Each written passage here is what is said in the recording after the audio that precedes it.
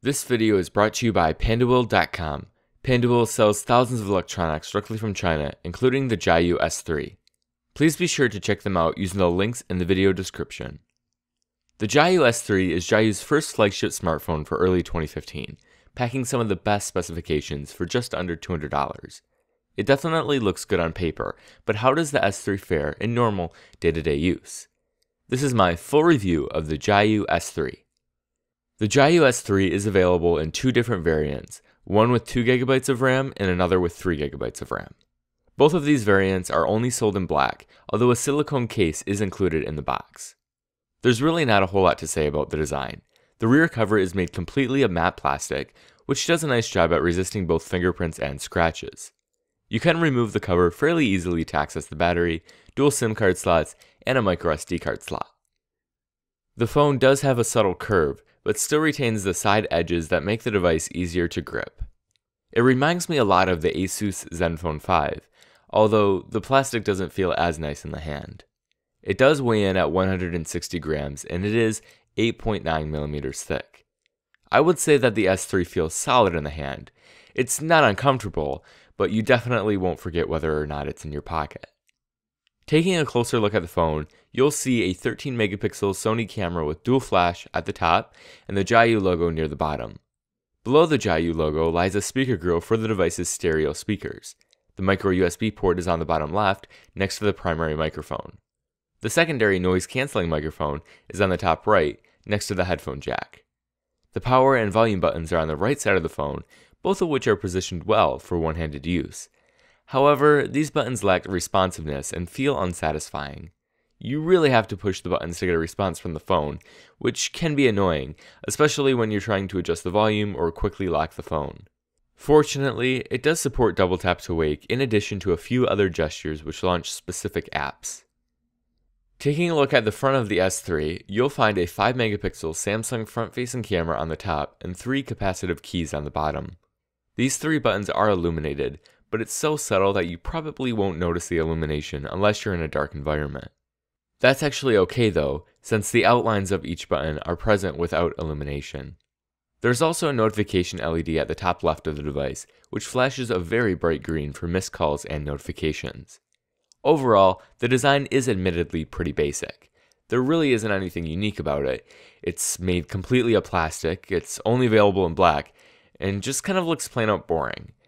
I do have to give JIAYU some credit for not copying Apple here, but there's really nothing unique in terms of design. However, if you do happen to like simple and understated, then you'll likely find yourself favoring the design. The 5.5-inch 1080p IPS display looks pretty good both indoors and outdoors. The display is incredibly sharp, but the contrast ratio is slightly less than recent phones that I've tested. The viewing angles are very good, but the brightness range could have been better. The highest brightness setting is great, but the lowest setting is still fairly bright. It's still a great display, and you'll likely only notice its low contrast ratio when comparing it to other smartphone displays. JIAYU does claim that the S3 is coated in Corning Gorilla Glass 3, but I found that the display did scratch pretty easily. I noticed several scratches just after putting the phone in my pocket for an hour without any other objects. I'm not sure why it scratches so easily, but you're definitely going to want to use a screen protector. Fortunately, there's one included in the box. I was able to test the JIAYU S3 on AT&T's United States network, but I was limited to 2G edge speeds. The frequencies for this phone are GSM 850, 900, 1800, 1900 for 2G speeds, WCDMA 900, 1900, 2100 for 3G speeds, TD-SCDMA 1900, 2100 for 3G in China only, FDD-LTE bands 3, 7, and 20 for 4G LTE, and finally TDD-LTE bands 39, 40, and 41 for 4G LTE. If you have AT&T, you will always receive up to 2G speeds on the 850 and 1900 bands. You'll also occasionally receive HSPA plus speeds on the 1900 band in densely populated areas where AT&T has additional network spectrum. Be aware that since the 850 band is the primary frequency on AT&T's network and is not supported on the S3, you may experience reduced data coverage or reduced data speeds by using the 1900 band exclusively. If you have T-Mobile, you will always receive up to 2G speeds on the 1900 band. You'll also be able to access HSPA Plus in areas where T-Mobile has refarmed their network with 1900 support, typically where LTE is available. Do keep in mind that you can't actually receive LTE in these areas, and that you can't use just the 2100 band to access HSPA Plus. You need both the 1700 and 2100 bands for that, so the 2100 band here is pretty much useless for T-Mobile users. There is, unfortunately, no 4G LTE support in the United States either. If you're living outside of the United States, you can check what frequency bands your carrier uses by using the links to both 3G and 4G LTE networks below. Call quality on the JIAYU S3 was a bit better than average. The earpiece is loud and clear, callers had no complaints, and I did not have any dropped calls. Money to your account or change your rate plan. Please press 2. If you would like to hear instructions about how to configure your iPhone, Android, or other handset, I was expecting the stereo speakers to sound excellent, but they seem to be heavily distorted. The speakers don't sound any better than average, and they can arguably sound worse at full volume. Full volume is fairly loud, but the speaker is also easily blocked on flat surfaces. The audio is just okay for the phone's price, so it's not worth getting excited over the stereo speakers.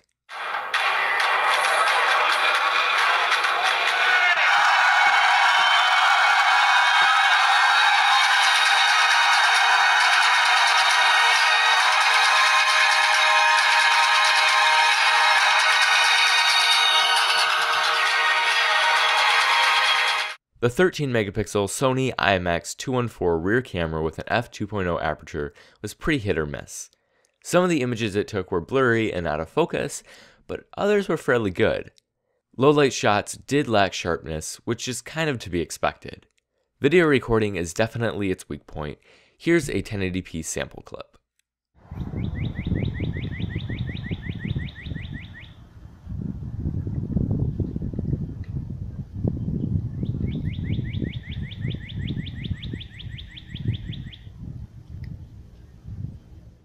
The JIAYU S3 ships with a skinned version of Android 4.4.4 KitKat. Upon boot, you'll find completely different icons, JIAYU's own customized launcher, and just some general UI changes. The good news here is that JIAYU did include a Themes app with a system option, which changes the icons back to the defaults and also tidies up other areas of the interface, including the notification shade and dialer app. I have replaced the Android open source project keyboard with the Google keyboard from the Play Store, installed the Google Now launcher, and also refused to use anything but the system theme.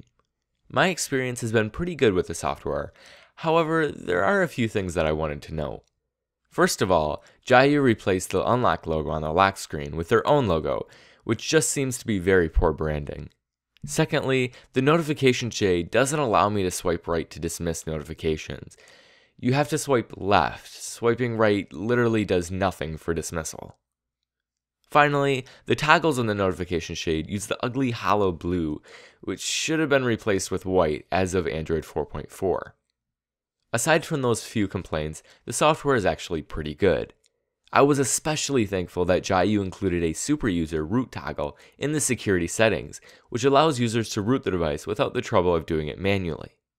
Just to be clear, this is disabled by default for obvious security reasons, but it can be easily enabled. There are not any root methods for the MT6752 out at the moment either, so it's good that JIAYU offers the option. Although there hasn't been any official news regarding an Android 5.0 Lollipop update, I do have faith that JIAYU will release an update within the next few months.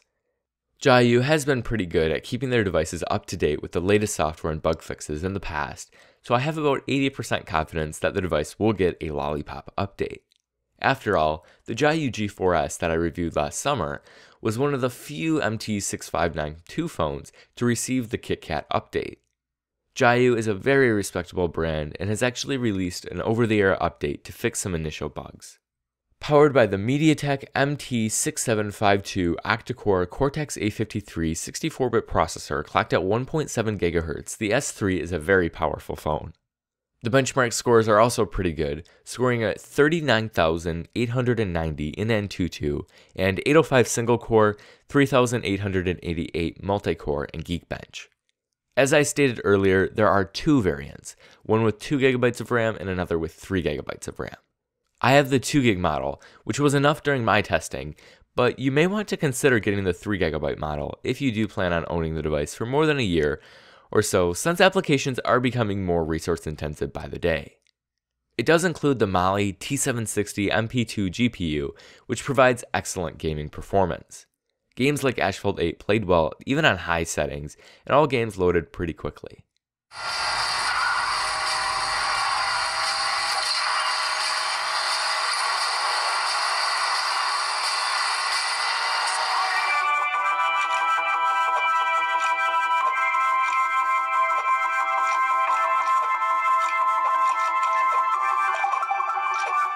The S3 does have 16GB of onboard storage, with an option to expand up to 64GB via the microSD card slot. GPS on the JIAYU S3 was actually quite impressive. The lock time is within about 5 seconds, and the accuracy is some of the best I've seen. I did test GPS navigation with Here Maps, and it worked just as expected. The S3 does have a 3000 mAh removable battery, which should last through a full day of average use. JIAYU is being super honest about the battery capacity and actually labeled the battery as 3000 mAh to 3100 mAh, since an exact capacity is difficult to achieve. I was able to use the device from about 7 AM until about 6:30 PM with 3 hours of screen on time before the battery died. That was with the brightness set to about 75% and standby power saving mode being activated.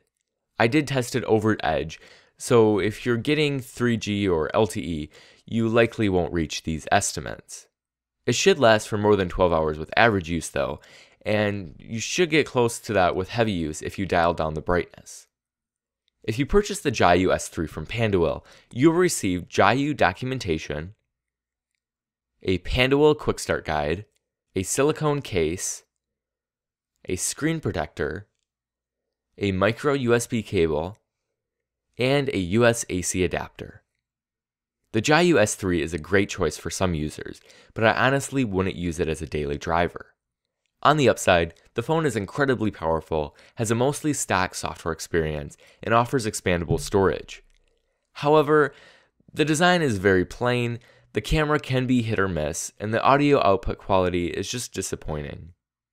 If you can't adjust to the changes made in Flyme on the M1 Note, then this is the phone to buy for under $200. Otherwise, the Meizu M1 Note is just the better option. That may change in the future if JIAYU releases an Android 5.0 Lollipop update before Meizu, but for now, the S3 is just an alternative option. If you do want to check it out, there will be links in the description to view both models on Pandawill's website.